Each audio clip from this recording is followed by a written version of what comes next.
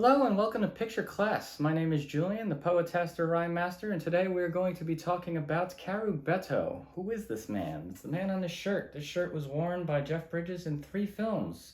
Cold Feet from 1989, The Fisher King from 1991, and The Big Lebowski from 1998. We'll be discussing the latter two today on Picture Class.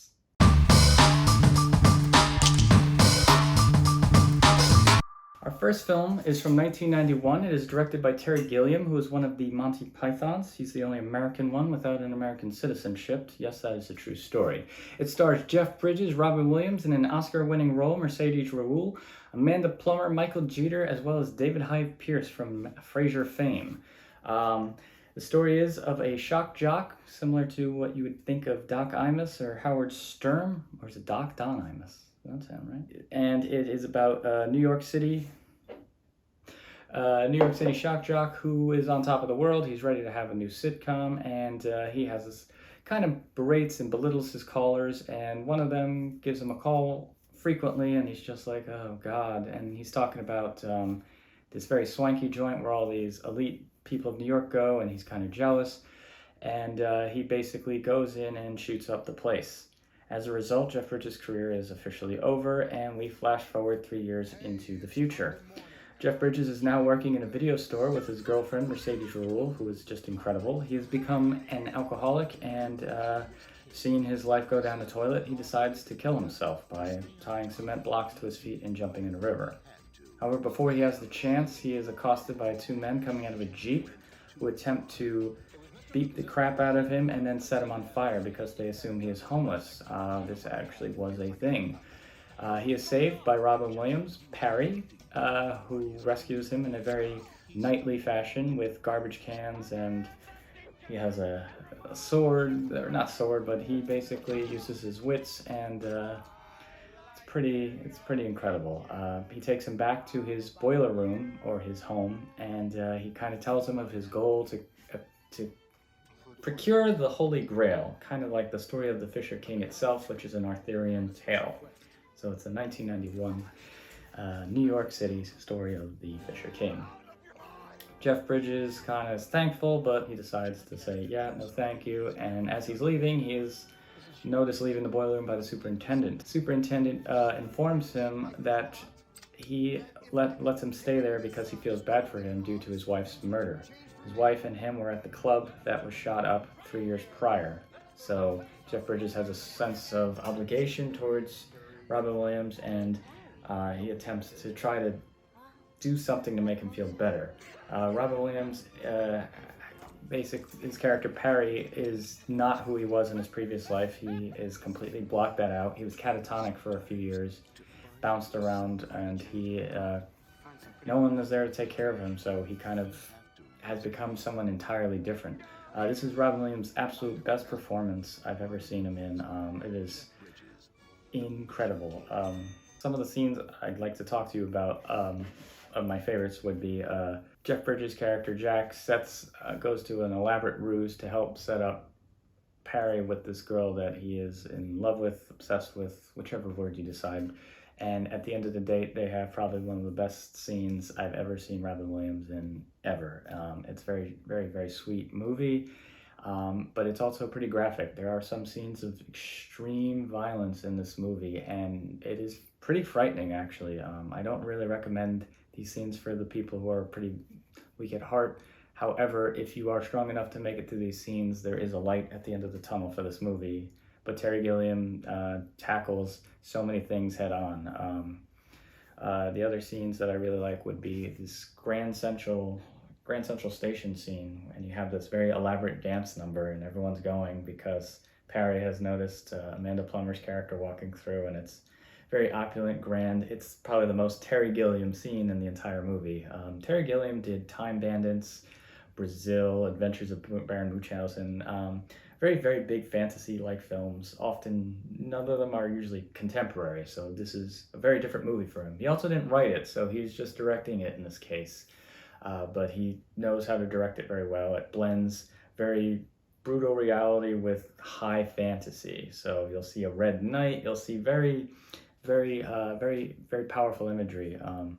especially when they actually show the scene in the club. It is very brutal.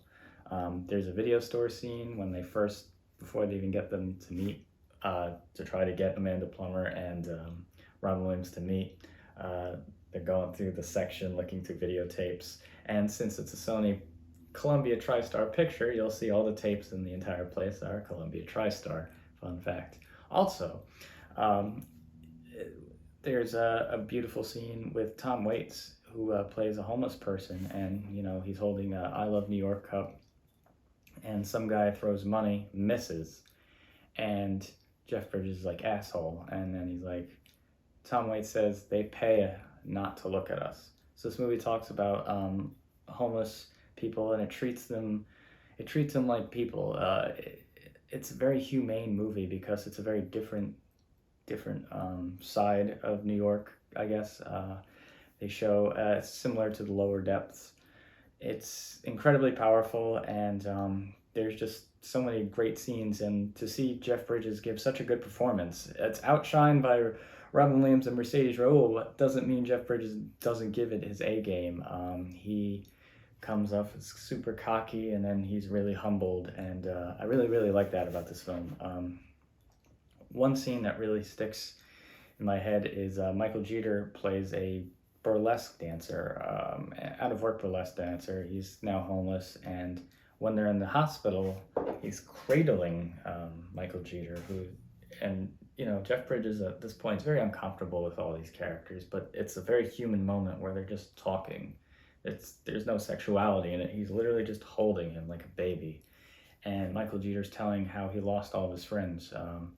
This is also talking about AIDS, because AIDS in New York, especially in the 1980s, this is 1991, he saw all of his friends disappear, and covers so many different topics. There is a lot of humor in this movie, but it covers a lot of very serious grounds, and I could say it's probably one of the most moving films. Of all the films in picture class, if there was one I would tell you to watch, I would highly recommend this one.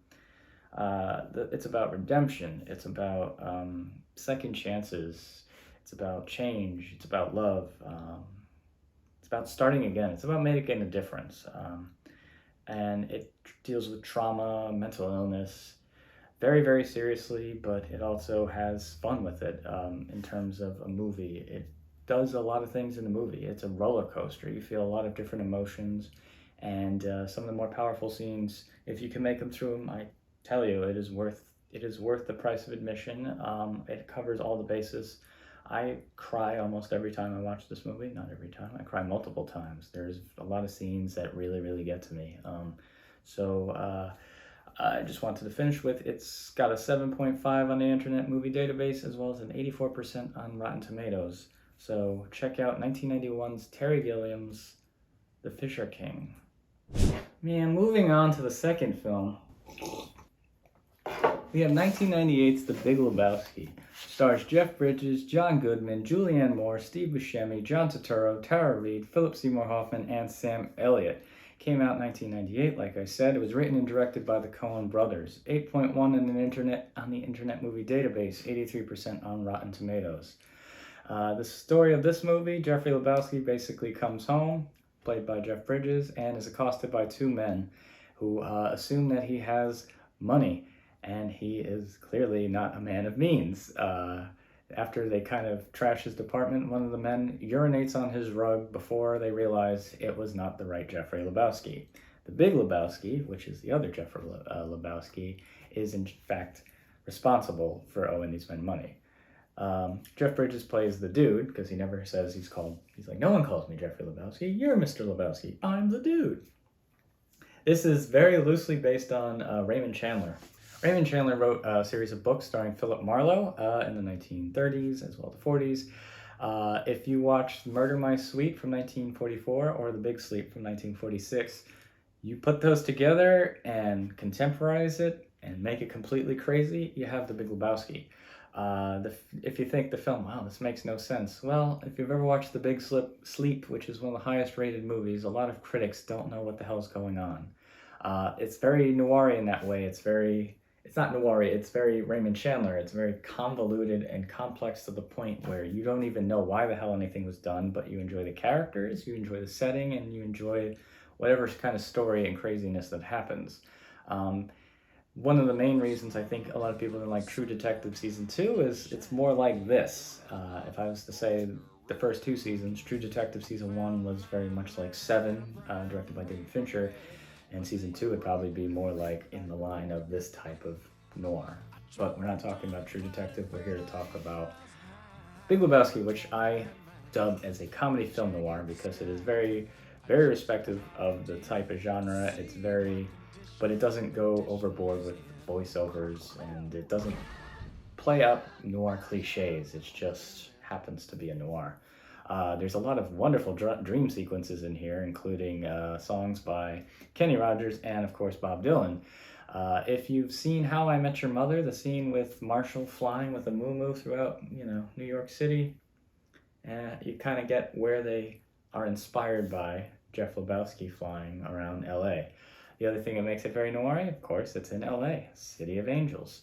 Some of my favorite scenes in this movie would be John Goodman trying to intimidate a 15-year-old by smashing up a Corvette that they assume he bought. And the line, "This is what happens when you fuck a stranger in the ass," repeated over and over by John Goodman, is just comic gold. Now, if you watch the TV censored version, "This is what happens when you find a stranger in the Alps," doesn't really have the same effects. Another one of my favorite scenes is when Jesus, played by John Turturro, walks up to him and says, "Liam and me, we're going to fuck you up." And Jeff Bridges giving one of the best line readings of all time. Yeah, well, that's just like your opinion, man. I don't know how you can beat that. If anyone insults you, you just lay back and say that. You're good. Fuck you, I hate you. It's just your opinion, dude. And then there's too much to talk about, but it's not a movie that you can explain without watching it.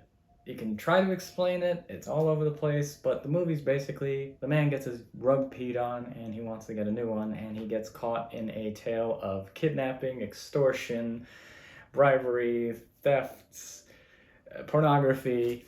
It's just a lot of incredible stuff. Of the 2 films, after you watch The Fisher King, this is a lot lighter to watch, so it kind of leaves you on a little bit of a higher note. There's not as much danger in this movie. It's all quite comical.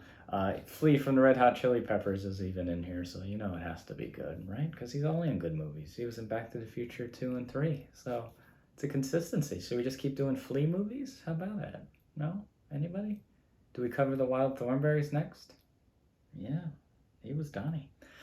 I hope you liked this different version of Picture Class. I want to try something a little bit different. Let me know if you like this in the comments. What's your favorite Jeff Bridges movie? What's your favorite I forgot his name. God, I actually need to do more research. Do you like this format, or do you prefer me standing up yelling at a board? Let me know in the comments. qualityattempted@gmail.com. Do you have any double features you'd like to do? Share this with your friends who like the movies. Maybe you want to talk about something other than movies. But that would be a different show then, wouldn't it? I've been Julian. You've been wonderful. I'll see you next time.